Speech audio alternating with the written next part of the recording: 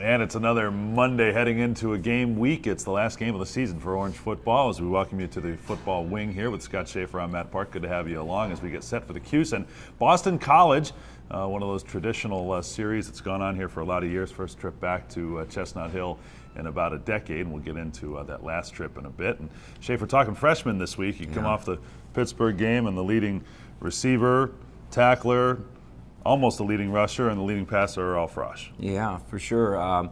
There's some good things. When you ask guys to step into a situation, you hope they can be productive, even though they're young kids. And Stevie Ishmael, we knew we were going to play him this year right off the get-go, but probably started to use him even more than we thought we were gonna with Ashton Broyle being out and Brisley Esteem. And I thought Steve had a good day.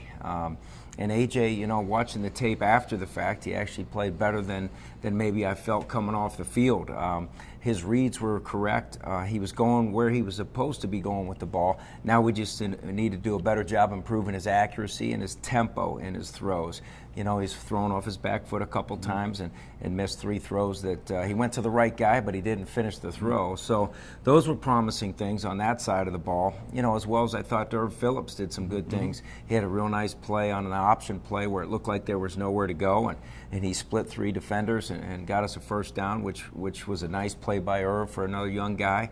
And then on the defensive side, we were really pleased with the way Marquise Hodge was playing, but when he went down with our injury, we knew Zaire, was a very capable player, and seeing 10 tackles at the end of this Pitt game was really good to see.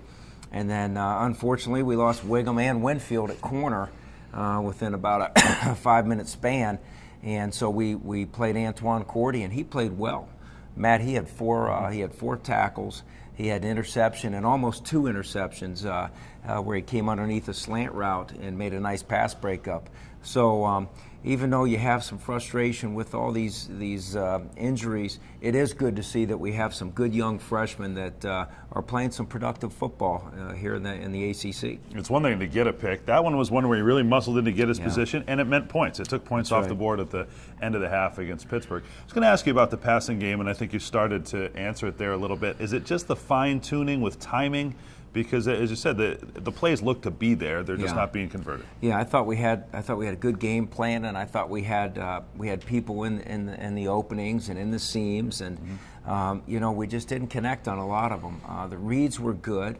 Pittsburgh does a nice job changing up their looks and their coverages, and I thought really AJ and Mitch, they saw where they were supposed to be going with the ball, and they just didn't deliver them as consistent. I think AJ was 10 of 19. And there were 3 or 4 there that were just off the mark, and you can't be off the mark and come out of a game with a victory without making those plays. So you take it, just like we did with Terrell before he got injured.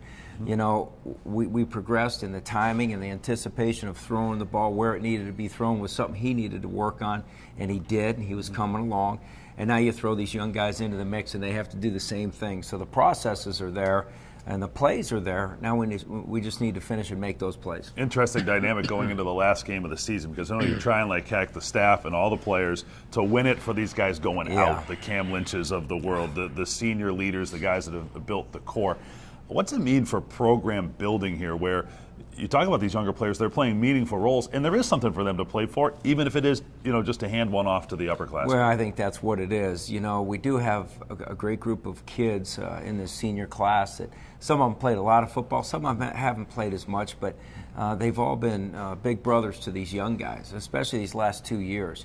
When I look at, you mentioned Cam Lynch, Dyshawn Davis on the defensive side of the ball. They've done a great job creating a culture of learning, a culture of how to play the game with great energy and physicality. And these young guys, now they're stepping up and having to step on the field for a lot of those guys that are unable to play. And it's passing the torch to some degree, and it's trying to finish strong, which we will, playing a good football team in Boston College. Now, when I think of the last trip to Boston College and Chestnut Hills Alumni Stadium, I think of Diamond Ferry, and that's what all the fans are going to remember. He was a defensive back. He'd been a running back earlier in his career, down in the depth chart, but he comes out with injury need, runs for 141 and a couple of touchdowns, has an interception return for a touchdown, 6 tackles, and it kind of gives the idea of by any means necessary, which you're starting to do here with these defensive linemen running in touchdowns and that type of thing. So does that inspire the guys at all this week? Well, it's interesting you bring that up because I was told that story a couple of years ago. What a great game. But yeah, we have 3 defensive ends that have scored touchdowns this year, 2 on defense with, Robbie Welsh and Micah Robinson. And then, this past week, Ronnie Thompson, we got in our loaded formation, in our loaded offense in a goal line situation. We didn't knock the power in with Tyson. And then we were off the mark with a power pass, or a play action pass, I should say. And then we came back and we ran a quick belly with Ron Thompson, and he dove over and got us a touchdown. So, we'll use everybody and anybody we have to try to find a way to get this last game. Yeah, well, he was a tight end at one point in his career, so maybe he was always destined to find the end zone one way or another. So we'll see what it takes this week as we size up the Boston College matchup and get your thoughts on the keys to the game. But certainly it starts with stopping Tyler Murphy. It does, and he's done a nice job this year. Very athletic kid. He's got 10 touchdowns on both sides. Passing and running. Passing and running. You see him run the ball well. He's a very good athlete. And Coach Adazio's done a nice job being creative with ways to let him kind of find his way in his first year really playing. They play a lot of tight ends. They play a lot of tight end / fullback type guys. And they run the ball well with power schemes and counter schemes, but they also find ways to utilize that athleticism at the quarterback position. This team's been right there in terms of its key games this year. They did beat BC at home. Murphy had a big game in that one, and they were right there with Florida State. Florida State, of course, flirts with disaster against every opponent, it seems, but BC had every right to win that game this past weekend. They did. And the USC victory was very impressive. Playing a team of that caliber that has had some great success and great talent every year was an impressive victory. And they took Clemson right down to the wire.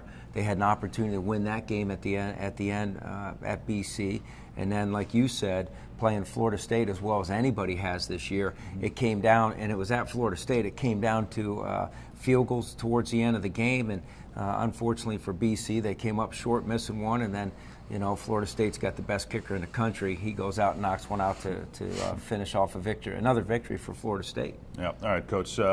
Exciting stuff here. I know for you, you headed into this last game. You got lots of things on your mind as far as this game and the next. Another academic honor for the team this week. So keep the chin up, and we'll see you Saturday in Boston. Okay? Sounds good, Matt. That's Orange head coach Scott Shafer. Much more coming in this Thanksgiving week. Some things a little out of whack. Coach's press conference will be on Tuesday of this week if you want to check back for that at Cuse.com.